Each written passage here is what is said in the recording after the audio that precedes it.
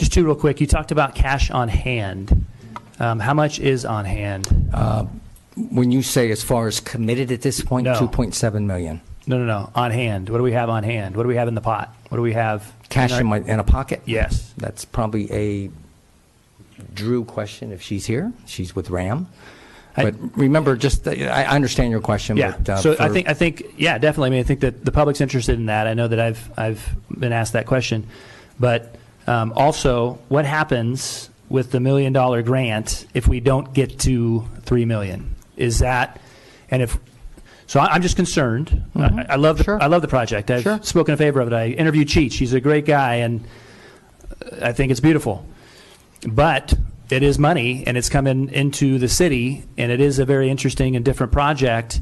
If we accept the $1 million, right? Typically, there's strings attached from the government, whether it's federal or state grants. Mm-hmm. Okay, and then what happens if we don't hit the mark, $3 million? And also, I think we need to know when that cutoff date is, because if in 3 months, I think May it is, that we don't have cash in hand, when is the date for the cash in hand is I would say a clarifying question that I think we need to figure out, or the council needs to figure out tonight, just to make sure that we don't have this situation where we take the money from the state and then we don't raise the money, and then how do we give it back? We've spent $250 in soft costs. How does that all work out? Okay. A lot of questions, and I may also refer to our city manager at the same time on that. I mean, some of those questions, Mayor, if let's say the project didn't go and the grant came through, the grant's used specifically for the project, so we would not be able to use the grant. I mean, I think that's as simple as that. Right. And so the question then becomes, if we do accept the grant and we spend the $250,000 in soft costs and we don't have the $3 million at a certain time, first of all, when is that certain time? Well, actually, you bring up a good point. We may or may not spend the $250. When we get the grant, we should look at this. We'll sit with RAM. Let's look at our thresholds. If we hit our $3 million threshold, at a certain point, I think we should sit down too and say, okay, as we're spending money, we want to make sure we're spending money just in case we don't get there. There you go. So there's something that we have to sit down, and we know there this. You go. So Good. That's an important question. Yes. But, so all that's something where we sit down. We want to get. We've got through our phase one, and then be smart about it. Let's see where our money goes, and we've got certain milestones we need to hit, and we're all feeling comfortable with that, so we can progress accordingly. Exactly. So we're not going to go out and let's not start demoing a building and doing. No, we're not going to do that. Understood. Yeah, you have the answer to that question real quick? So Riverside Art Museum is governed by 28 trustees, and we have a very active finance committee and capital committee. So the finance committee has reviewed the pledge documents, following accounting procedures for recognizing pledges. So cash in hand right now is about $80,000. The vast majority are pledges that we have, pledges that are contingent upon the city approving the management agreement with the Riverside Art Museum, Riverside Art Museum doing a management agreement with Cheech Marin, which I think as a donor is pretty smart. They are excited about this project, but they want to make sure that this project moves forward. When is the agreement going to be signed or come to council? I believe I defer to city manager. I've been trying to get in for a little while here. The agreement comes back to the council at the end of the ENA period in May. It's being negotiated now.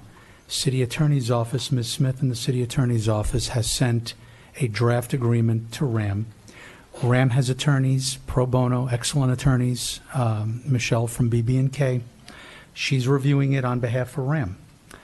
At the same time, RAM is negotiating an agreement with Cheech. Having written pledges is the way fundraising for projects like this is done, because people will not turn the cash over until there's an agreement, and there's no agreement yet. That agreement has to come to council. Council wisely structured the ENA to say, we're not even going to talk about an agreement publicly until there's a number. $3 million was the number that everybody thought was a reasonable amount. Keep in mind that if the project were to fall through, the city would still be left having to put on a new roof, new HVAC, new elevator. So really, this project has been a way to leverage private fundraising. We could sell it. Right? It's a way to leverage private fundraising in such a way as to save the city money. So what we've got in a nutshell is we come back to council at the end of the ENA period with the agreement. Council either votes it up, votes it down, and then everything moves from there. At that point, we don't even have the grant money from the state yet. So if the council votes it down, there's no grant money even to give back at that point. So there really isn't much risk. Okay, but the time frame, though, was just explained to us, was that it's coming back for council approval in May, but we have to have $3 million in what by May? Commitments? So is there some type of written should we get pledges? to half? I mean, I'm just asking the council now too. Should we be halfway there and with cash on hand? I mean, it's like as a teacher, you give a deadline and you expect a product at that deadline. Anyway, I mean, so it's just last week we heard about a cart before the horse, and I think the council is concerned about things like that when we're not dotting the I's, crossing the T's, accepting money from the state. Anyway, I mean, I don't want to. So like I said, this is a great project, and we got to have something to go in the main library, or the council can do something else with the main library. It doesn't have to put a roof on it, pay for a roof. There's other options than just that.